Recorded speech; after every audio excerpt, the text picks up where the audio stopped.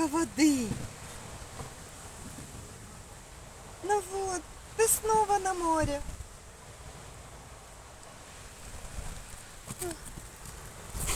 Аккуратно.